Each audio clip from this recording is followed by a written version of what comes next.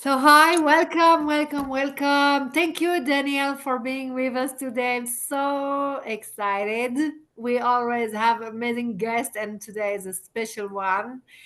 And I will just give you the space to talk about what you do best. Not just that, but Well, about thanks. writing and everything. So, Yeah, well, thanks for having me, Odell, and nice to be connected with you, Bonnie. And I hope the recording lands where it needs to land for everyone. So I am a nonfiction editor, book coach. I say I support people writing soulful nonfiction. So it's something that really is sourced from the soul, and there's this very heart-led element to what they're writing. And my background is I actually was a paralegal for 15 years and quit my job almost 5 years ago to start this business full time. So I followed my heart into it, and I help people follow their hearts out of it, or through it, I should say. And Odell, you mentioned that someone in your group had the question of, you said, I have 450 stories that I wrote in the last 2 years. What do I do next? And I don't, that's not Bonnie, I assume. no, This person's not on the we, call, right? no, it's Sandy, and I will send her the recording. So, Okay. actually, I have a lot of ladies talking about that. Not just Sandy, but mostly Sandy, because Sandy, she is a writer. She's Mhm. writing all the time. She's not just a writer, of course, but she's writing all the time, and she has a lot of story. And she was like, "What do I do now?" Yeah. And is she writing in the nonfiction space, or is this fiction? Just to clarify. Nonfiction. When she says stories. Okay. Okay. I Yeah, just want to make sure. nonfiction. Yeah. Uh, yeah, and so like I told her, I have, of course, as a writing guide, I have some ideas, but I always want to have more, Yeah. more explanation, and Well, and I think this is a fun little area to play in because this could go so many different ways. Of course, it probably depends on what she already has written, et cetera, et cetera. But some of the first couple things, and that's where I really wanted to focus on, the first few things that I always have people get really clear on in order to understand what they're doing with current content. It doesn't matter if you have a collection of stories or, a bunch of essays or piles of journals, or you started writing. I have people who are just like, yeah, I just sort of started writing and I don't know where I'm going, right? So they have what I call building material. That's building material. So when you think of, right, you're building a house. I'm not a builder. I don't have experience in this, but we can all imagine that, well, you have to have some type of blueprint and plan, right? And then well, I need this many 2x4s and this many nails and this many hammers or whatever, right? Like until you have the plan, you don't know what supplies you need. So writing before you have the plan is just like getting all the supplies ready, hanging it out over on the side, right? We're just gonna have a pile of awesome stuff waiting to be plugged in where it goes. And now you get to decide what that all looks like. The danger here is trying to force all of your material into a shape that might not serve you or your readers. So just keep that in mind, that just simply because it exists does not mean it needs to be used. It can feel a little heartbreaking to hear that, but that is necessary. You have to have some discernment in this process. And I can't imagine how many words 450 stories is, but I assume it's more than one book's worth. So that's what I told her. I'm like, stop. yeah. But I think it's not just Sandy. I think we all have that period of Totally. time, because if I open all my stuff here, I can tell you I have so much stuff. Piles of stuff. Yeah, so do I, right? And it's just because it exists doesn't mean we need to use it. But if you're like, hey, I have this collection of content, I get people coming at me with like transcripts of podcast episodes, blog posts, right? They have a collection of content. What do we do with that? So some of the first few things are, number one, we really have to shift the mindset into not what do I do with this, but what is the end product the end goal look like that I will use this to build, right? So not what I will do with this, but what do I want to build and how can I use what I already have?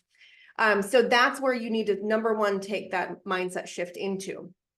Number two, we're going to start at the ground up. What is your goal with this project, right? I mean, we might all just be writers who love to write. Maybe that's it, but maybe there is a book that you want to publish. Maybe there's a message that you want to get out into the world. You really need to get clear on why you are doing this project. Why does it matter to you? Why does it matter right now in the world, right? Is there some pressing need to get a message out?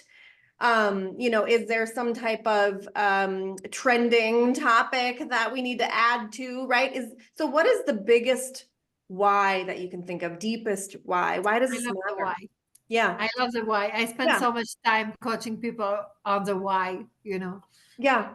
And quite frankly, there's no wrong answer here. But the why tends to inform the rest of the process, right? Like you can't have a why that says, well, I don't know, I just wrote a bunch of stuff and I want to throw it out there, because then we're not going to know where it needs to go, right? But if you have a bunch of stories and you're writing from a perspective of, let's say, like, I like to use my own stories as examples, but let's say you're a divorced mom and you want to write, and all your stories kind of center around, raising children or being married or going through divorce and like learning how to get to know yourself again, right? Or whatever it is. Who out there is going to be able to connect with that? Because it doesn't matter how amazing your writing is, if there's no room for your reader in that writing, if there's no way for them to connect, it's not going to land anywhere, right? So first, why does this matter to you? Why are you the one to produce this message? And then number two, who is waiting for it and why are they waiting for it? Above all else, the readers are the most important element of crafting a book, a collection of content.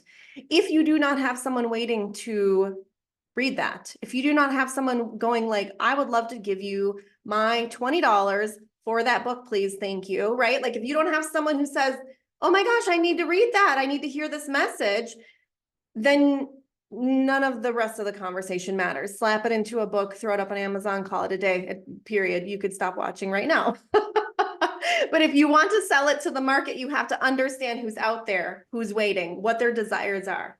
I did that Yeah, for and there's for the nothing wrong first with that. one. Yeah. Guilty. So, and you know what I'm doing now, Danielle? By the way, I don't know if I share that with you. I'm sure you, maybe you already know, but I stop everything. I wrote like 5, 6 books, and Mhm. they're ready to go, and they are so good, and I'm so proud of myself. And you know what I did? I stopped everything. Mhm.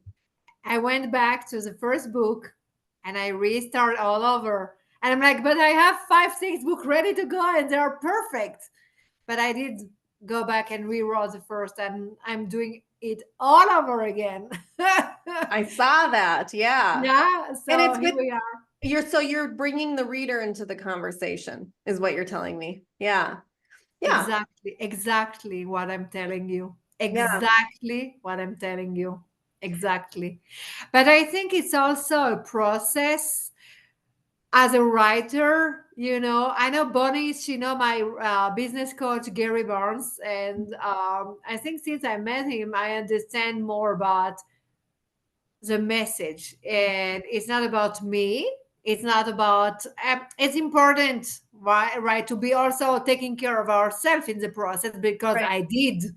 I did transform my life, but it's about the readers also, not just, but also. And mostly now I'm ready. I am grown enough to be Yeah. okay. Now I need to go back and invite the reader in. Exactly what you are saying.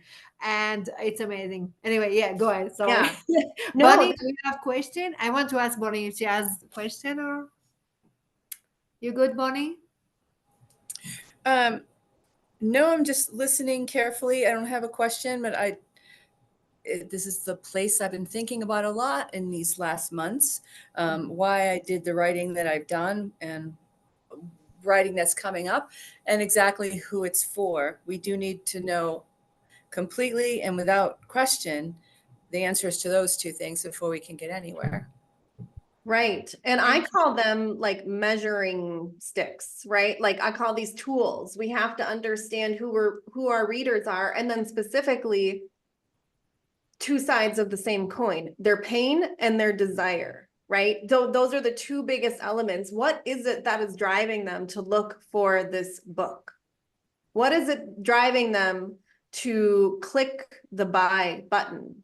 They want to gain something because they either want to gain, wisdom, knowledge, value, whatever, or there's a pain point that they want to solve, or usually it's both, right? They have a desire to gain something, to solve a problem, to solve a pain. And it's not necessarily an emotional pain, right? Sometimes it's, there's just a problem that they're like, okay, I want to start a business. I don't know how to do that. I'm going to go look for books to help me start a business, right? Like they are looking for a solution.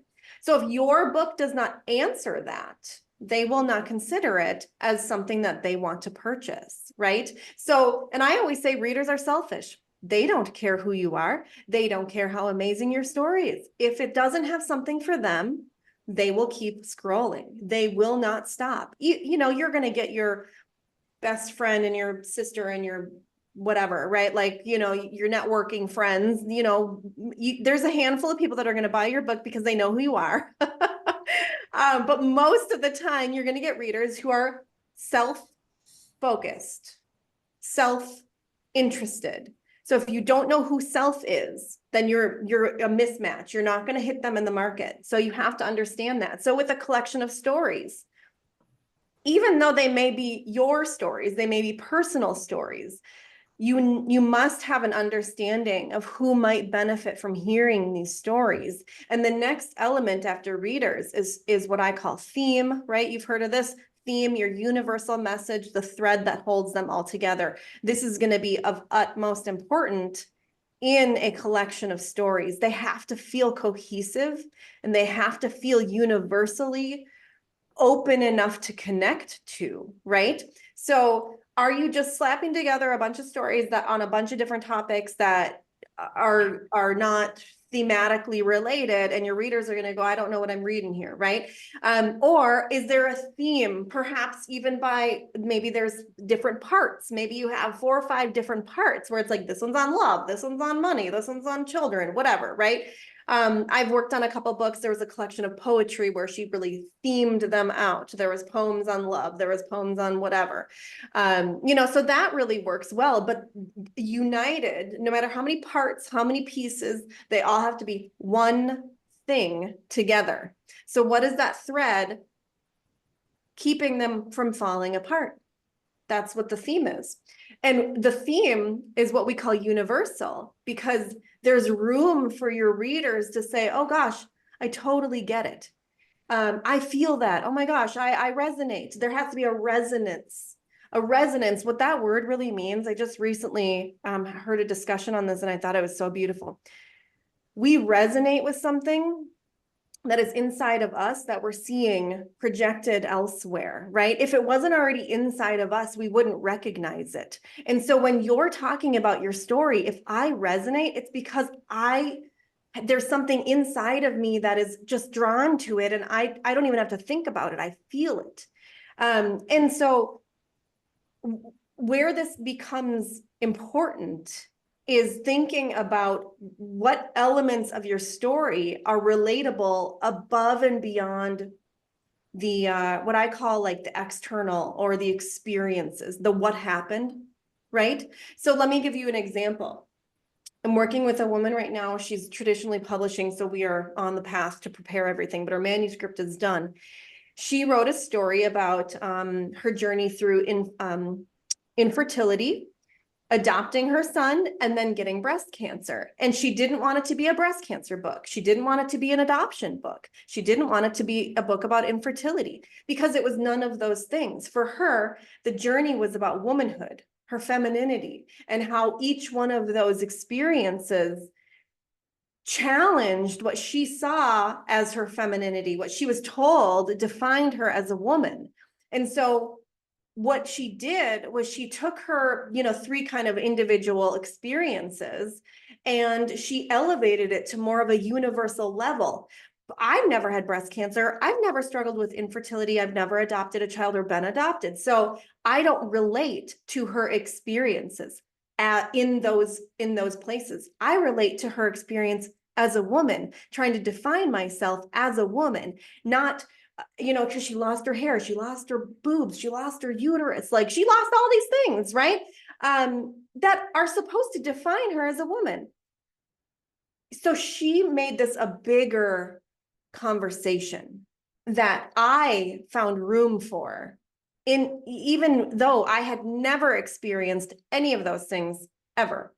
So it was a very powerful way to open the door and say, look, I know you might not have ever struggled with breast cancer, and maybe you have, or maybe a different cancer, or maybe it was a best friend, but you might find room here at this table talking about what makes us women, where our true substance as women comes from, right? So that's what universal really looks like or means.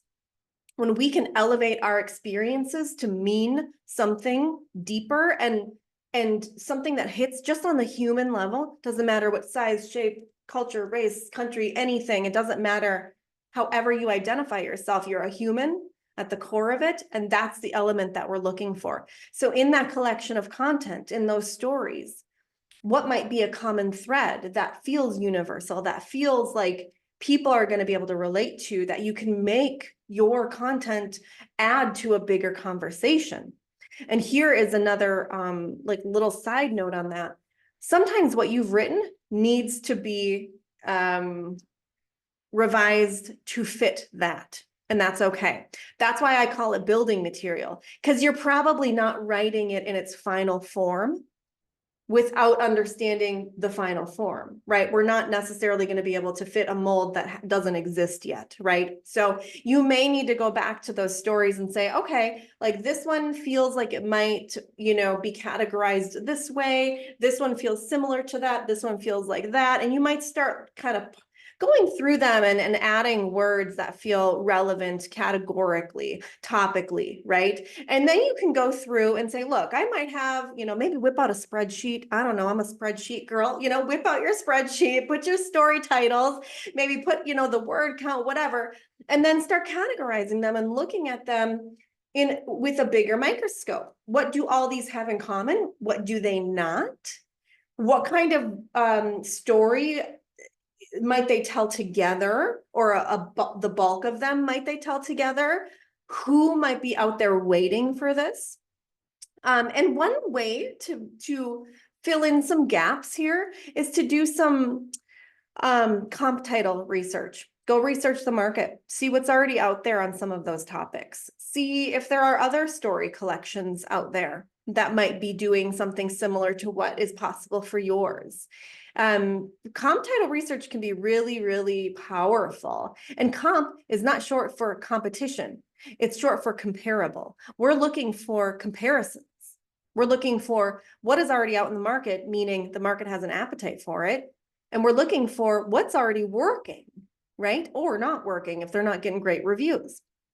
So when we understand what's out there and what's working, we can understand where our content might be able to kind of follow in the footsteps of something already being done, rather than blazing its own trail, which, by the way, is totally fine to do. But then you're going to have to be quite vocal in talking about it, right? If it's something the market hasn't ever seen, you just have a little bit of a higher hill to climb in your marketing, a little more grassroots efforts, right? Not that you shouldn't already be out there talking about your book, but I'm of the opinion that as self-publishers, we get to break all the rules if we want to. Exactly. Yeah, Thank we get to you. break all the rules. And I give you full permission. If Odell hasn't already done it, I give you full permission to break all the rules. I have to everyone. I'm like, just go for it, guys. Yeah. Because for me, first of all, it's really, really amazing. We are so much in common on how we do our job, and but for me personally, it's a little bit of a slow process of but of course I invite you to share the old stuff. So I'm like, okay. Yeah. It's amazing. It's amazing, amazing, amazing. I love it so much. And yeah, it's so good. So good. And actually, I remember we had that conversation about my book about adoption because it was really different from what I do. Yeah. And I almost finished that book, but like I said, everything is stopped right now and pause. Just here, stay here, wait for me. But I remember that because I'm writing memoirs. Sorry, I'm writing memoirs, and I did a children book, and I did a lot of stuff, and then I decided to write an anthology with other women about adoption. Yeah. And then Daniel asking me, yeah, but you know, just what you just explained to us, and I'm like, okay, what the heck? Because I have no clue what I'm doing in that kind of book, and it was really interesting to. It was really amazing to understand. Yeah, it's really really powerful to have that. And of course, like I said, we are here for a few minutes, so and I ask you to explain everything like as much as we can Yeah. in that short time. But oh wow. Yeah. And I know I'm covering a lot of ground. I'm going quickly. I tend to I know talk it's okay. quickly. I'm caffeinated. But Yeah, me too. It's okay. hopefully you can rewatch the recording and let it all soak in. But these are the steps that I walk my clients through, and it takes quite a while. That I'm covering Okay. ground that we cover in weeks and months, right? Like this is not something that you just sit down and you start answering questions and bada bing, bada boom, you got something by the end of the day. Okay. It Yeah. certainly Thank can you. happen. Yeah. No, this is definitely, I A definitely process. normalize. It takes time. It takes a lot of soul searching. Just the question why can stop people in their tracks for quite a while. It certainly can. And when I ask that question, I almost never give feedback on it. Like it's not a question that I'm giving feedback on, but what I'm looking for is depth. Does this mean enough to you? Because this is not an easy journey.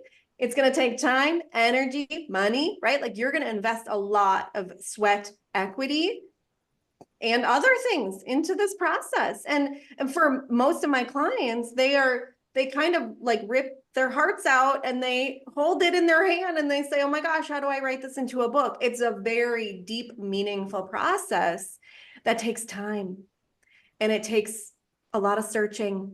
And I think really what we're doing at the end of the day, when we're writing, especially if we're writing something personal and meaningful for us, we're just meaning making, right? We're just making meaning of our experiences in our life and the things that we know, that we've learned, that we've gone through. We're making them mean something. So what do they mean to you? What do they mean to the readers?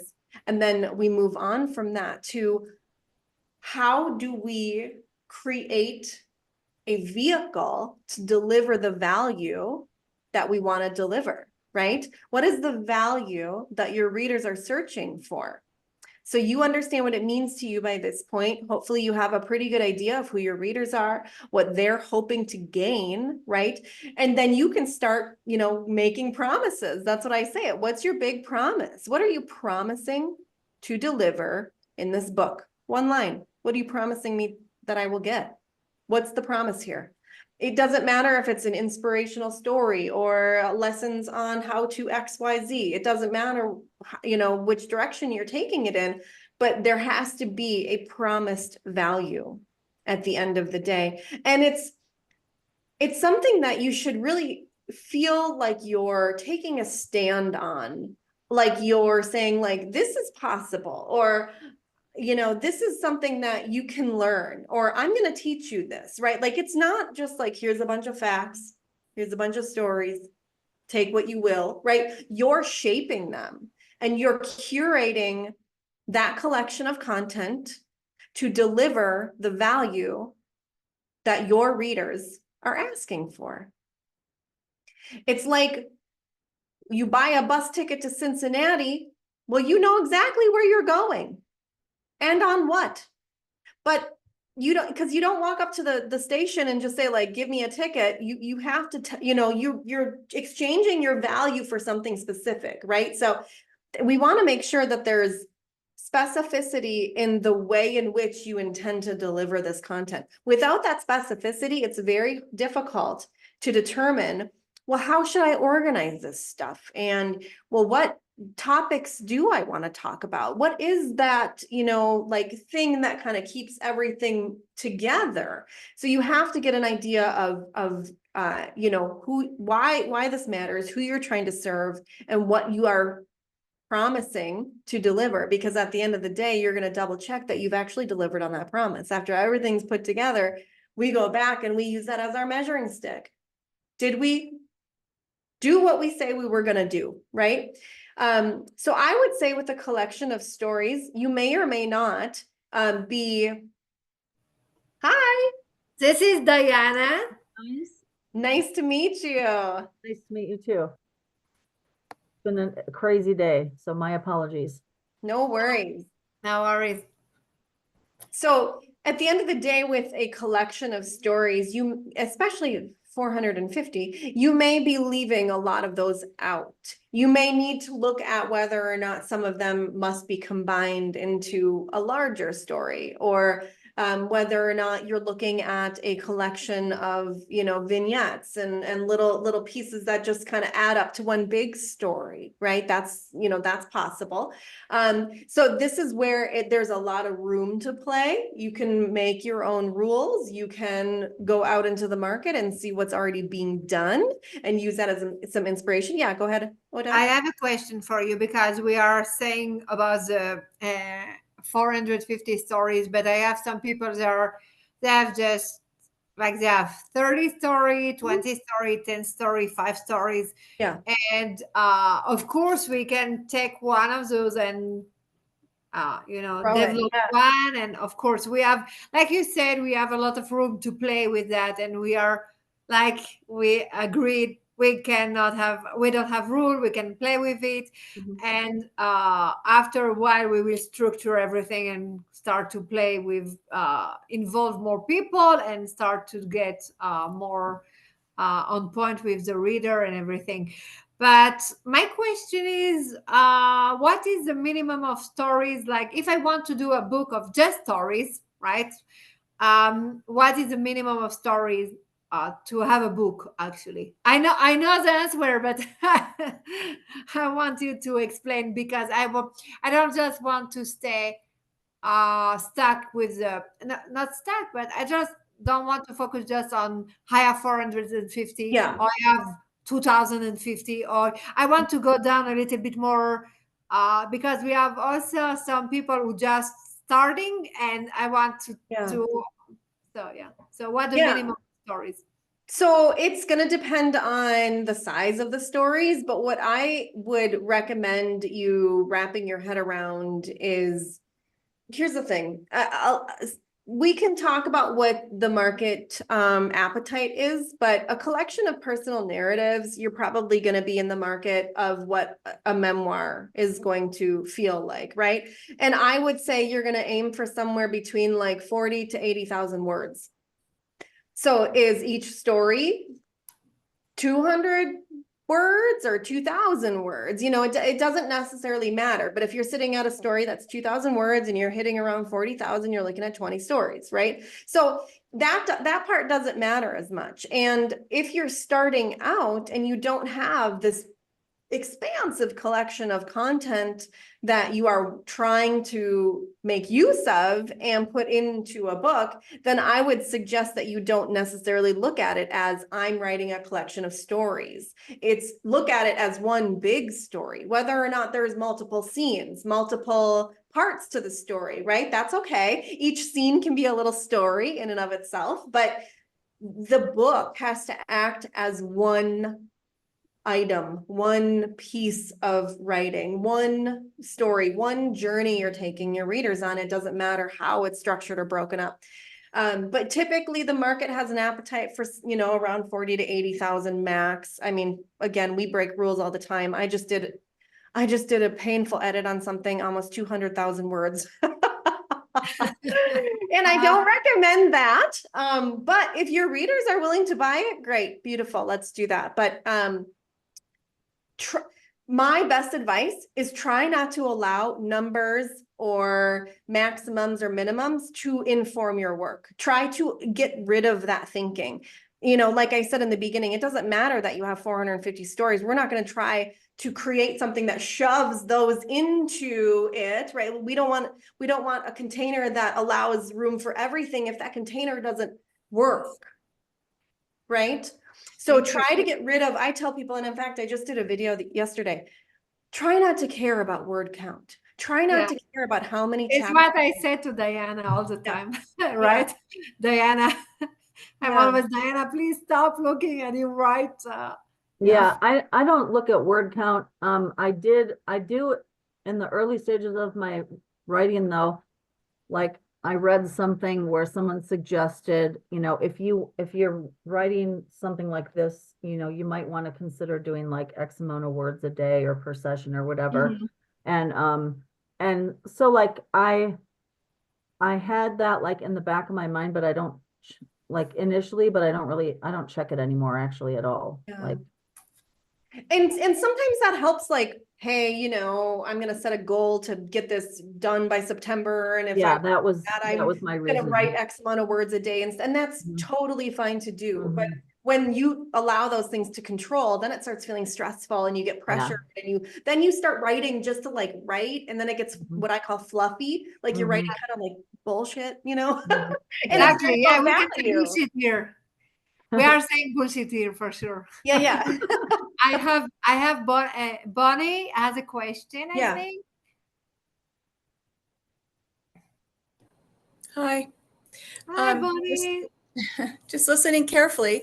Not a question so much, but a reinforcement that for we adults who are writing, it's the same as the middle school level kids that I've taught writing to for years. My advice has always been to them, just dump it, write it, throw it on the page, spew it across the wall, throw it out there, because at their level, and I think some of us adults, it's hard to get going, and we think, you know, we can just do a little bit and kind of be done. When it comes to actually putting that book together, however that is going to be designed, I see that people who have a lot more to choose from, maybe you did your 450, whatever, and you're only going to use 20. Well, that's great, because then you have all of those to choose your absolute best from for that one project that's going to fit that one thing, instead of trying to, like you say, Danielle, don't throw out all the rules and parameters at the beginning, because if you're trying to write to fit some kind of box, your writing is going to be crap, because you're trying to write a box, not write from the heart and soul, right? Yeah, it's gonna be stifled. Just putting it out there and paring it down, I think brings much better writing than trying to fit it into some sort of parameter or you know, reason that someone says you should do it this way, or it should only contain that. Yeah.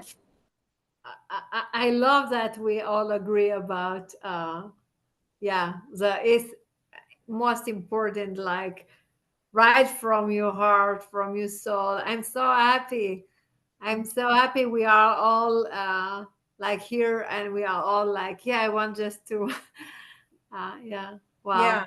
Well, and go ahead, Say if you're writing a book, like I'm writing, I think, I don't know if it's a memoir or what you would call it, but it's like part fact, part fiction. And so like in the beginning, I just was able to dump like really well, and it flowed really, really well. But like now, as I'm getting into later chapters, like I was telling Odelia, I feel like it's more I'm just writing, but it's not like flowing, and it's not like I need it to be deeper. So you just when you were saying that, I think both of you, Danielle and Bonnie, gave me an idea of maybe like I'm trying to make the chapters flow, I think, and I think maybe I need to quit doing that and just like I know what I want this chapter to be about, so I just need to dump about that chapter and quit worrying about how it flows with the other chapter, and then figure out later how it'll all come together. Yeah. So Oh, I was gonna say, so what I tell my clients, we write sketchy first drafts. I think, you've heard like shitty first draft. I don't think they're shit. I think they're just a sketch. It's a rough outline, right? It's still valuable, but you have to get something out there, and then you go back and you fill it in.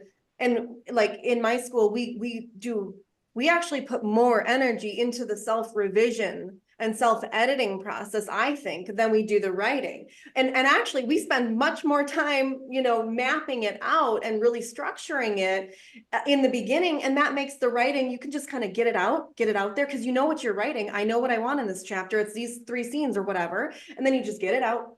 And then we go through the revision phase where we're looking at it from those specific lenses of like, yes, is the emotional depth here? Do I need to expand this dialogue? Is there more description that I need to add over here? Whatever, right? But sometimes when we're writing, we're not in that space where we can pull all of those little details together, and that's okay. And then I have people who get stuck in editing mode because they love to edit. Those are like the Virgos in the room. They That's love me. to edit. It's Okay. Diana. Yes, that's what I was saying. So, like, if that's part of the process where you're like, I'm on chapter 12, but I can't get down there because I keep starting at 1. That is so me. So open up a new document for each chapter, each scene, Okay. right? Okay. Don't even Yeah. look. I tell Yeah. I tell my client, like, you're not allowed to touch that document until that one's done. Yeah. You're not allowed to look at that. Yeah. Right? Cause like, I So- think it's fine. And then I look at it again quickly and then I'm like, oh no, that's not fine. Now I It's gotta not fix that. fine. Yeah. And it's never going to be fine. Right. And I you know. can even name it like Thank you. It's sketchy the chapter 1, perfectionism. sketchy chapter 2, sketchy chapter 3, and then don't look at that thing until you're done with all of those other sketchy Okay. chapters. Then Okay. you go back and you refine, right? Bonnie, Yeah. what you got? I love that. And I think before Diana came in, one thing that you said was, what is the promise I'm making to the reader? I think in that place where you start swirling, Diana, going back and maybe writing that and sticking it up somewhere, like, what is this? What am I promising this reader? I didn't use exactly the same words as Danielle when I was writing, but had that, like, what's the value I'm putting out here? So I can answer the question, why did I write this? And Yes. what do I hope you're going to get from it? It's very easy for me to answer. And that helped me when I kind of went astray. And also, I think for your audience to recognize, because this was hard for me, I went through some really bumpy iterations and directions I thought were going to work, where doors were slammed in my face and it didn't work at all, and it turned out to be fine. And dates that I set and moved up and moved up and moved up. It's just all part of the process. If we attach ourselves to any of that, then we squelch ourselves as writers. We can't attach to any of it. The only thing right there sticking up there, what is the promise I've made to the reader? That's the only thing for me to focus on. And if it breaks the rules, then so be it. People are not that attracted to 400-page tomes that are written in the old English style of everything that we've ever read. Nobody wants to read that anymore. They want connection. They want real. They want, you've been there. Tell me, how it was for you. I think people really appreciate that kind of writing a lot more than I would think they probably always would have. I'll say more than what has been available to people in the past. Yeah. That's beautifully said, because I call those like the tools, right? So what your why is, why you're writing this, who your reader is, what your theme is, what your promise is. There's various little tools that I walk my clients through to create. Then they go dump their sketch out, get your sketch out, and then we use our tools to go back and refine. Is this matching up with the promise that I said I'm going to be delivering? Is this in line with the theme that I want all this to tie together, right? Especially when you're writing a memoir, because we have lived this. We know it without knowing we know it, right? We feel it.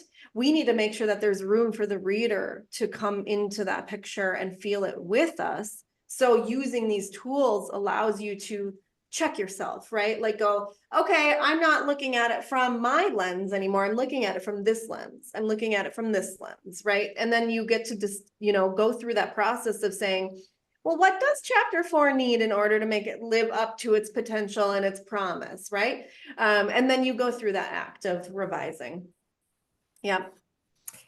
Wow, this is so amazing. I love it, love it, love it. And it's so amazing to have all that feedback from Bunny and Diana and all the question. And it's so amazing. I love it so much. We are so lucky to do what we love and to write books. I'm so excited. Yeah, so I think I will. Bonnie, do you have your link right now to put in the chat for the book launch? Yeah, let's see. Oh, good. So, There you go. Bonnie, yeah, thank you so much. So, Thank Bonnie you. has a book launch on Zoom and in person in exactly 2 weeks, I think. No, right, Bonnie? Yeah. Yes, ma'am. Woohoo! Oh, I'm excited. So I will be for sure on the Zoom. Maybe I will surprise her, but she doesn't know. Oh yeah, I will be back. She doesn't know. I don't know. I don't know if I will be in person, but I will be on the Zoom. And after that, I will share about my lunch. And Daniel, actually, I sent you the link for my lunch. I don't know why. Instead of um, I sent to Danielle the link for today, and she sent me back, "You sure it's for today? Because it say May 9." And I'm like, oops, this is my book lunch. So, but yeah, it's just for the, yeah. Diana, do you have any question before? I don't No? think so. I mean, unless you want to tell me what I missed. Like, obviously, I don't want you to go over everything, but the Now nutshell again. we have the recording. I Oh, will good. send you the Perfect. recording. Okay. It's so good. Awesome. Sorry I missed it. You know, yesterday was tax day, so it was today my brain is fried. Yeah, mine too. Not a lot Bunny, of writing got done yesterday with people, I don't think. yeah, me neither. It was so Well, bad. I work for a CPA, so Ah, Oh my Okay. gosh. And it yeah. was tax day And yesterday. I'm just business development, but I spent the entire day on the phone with customers. I bet you did. Oh Yeah. my God. Causes a lot of anxiety for people. Mhm. Yeah. Bonnie, you want to share a little bit of about your book with Daniel and Diana? I don't know, maybe Diana already heard about that, but we don't mind to hear a little bit more. Sure, it's okay. Sure, I'll make it brief. But Yeah, as you're going through the why am I writing, who is this for, exactly. um, you know, what's the value to the reader? My audience is anybody dealing with anxiety, and in particular, anxiety disorder, extreme anxiety. And it is a memoir and a self-help book with, at the end of each chapter, has reflection questions after the reader reads a chapter that was a memoir of things that happened in my younger life and into my young adult life, and ways that my own anxiety disorder developed. It's to help people understand that anxiety is something many of us share, and that it does have roots that are sort of predictable, and ways that we can go back and look at, like, what happened, what crazy maker, because it's called Cracking the Crazy Maker's Code, what crazy makers aligned in my life that I ended up feeling anxious in these ways. And so in the self-help portion, I added action steps, and there's a downloadable journal that people can use if they choose to just read the memoir. That's fine. If they want to go back and do the self-help thing and work through the journal, it's a start for people to look at what the roots of their own anxiety may be. They may be able to connect with some of mine, and to take a path to begin to step forward through it, which I have done, and completely recrafted my daily existence from where I Nice. was as a younger adult. Wow. Thanks. Well, I'll be one of the first people to buy it because my son has major anxiety, like he takes meds for it, but it's kind of up and down, and so like he can't even get into an Uber sometimes, or you know what I mean? Like he Oh, I actually do. works and Yeah. everything, but and it's I grew up in one of those family where it was like, suck it up, buttercup, and deal with it. So it's like, no, like I can have empathy because he's my son, but like sometimes I'm just like, can you just not get it, just get in the Uber? Do I have to come and get you at 32 years old? You know what I mean? So, Oh, dear. I feel like your book will help him a lot. So, Oh, I'm really, really glad to hear that. And my own diagnosis was panic disorder and agoraphobia. There was a time when I could not leave my own home, and that's no longer how my life works. So I know that it can be changed, and it cannot be changed by us getting understandably frustrated and telling people to relax. And because anxiety doesn't make sense to people who right, don't have it. Like, what could be bothering you that right, much? You right. can't get in the car and drive down the street by Yeah, yourself yeah. when you haven't lived that. So Mm. that I said, I'm taking this gift all the way to the bank to help people really figure out how to take care of themselves and come back from it. I have a It's friend who's just, it's all agoraphobia. just trapped energy. Anxiety is nothing but trapped energy. When people Mhm. can figure Thank that out, you, Bonnie. yeah. Yeah, Thank that's you, great. Diana. Yeah. So it's almost time already. Oh my goodness, it was so fast. Diane, Danielle, thank you, thank you, thank you. I will share if someone want to connect with you, if someone has question or anything, I will share your email. And do you have something to add? A little last nugget, Daniel, something like, oh no, it's okay if not. I Just mean, bye. yeah, no, thank you so much for having me. These are the discussions I love having. Always happy to, fill in the blanks. There was a lot I didn't know, but I think at the end of the day, you just have to search your heart and you just have to figure out why you're doing it and let that guide you. I know that sounds so cliche and it sounds much easier said than done, right? But that's truly the only way through the process and to keep you moving forward. Just follow your heart. Thank you so much. So we are two of us to be so cliche. I'm happy I'm not alone anymore. Well, Thank and yeah, that's what makes a book valuable, as cliche as it needs to be, right? Like, Yeah. yeah. Mm-hmm. Oh, wow. I really appreciate all of you. Thank you for sharing your stories. You are so brave and keep writing. All of you keep writing, writing, writing. So I will see you in few weeks. I will send you an email and the recording, of course. Thank you, Daniel. Thank you, everyone. I will stop the recording because we don't need that anymore.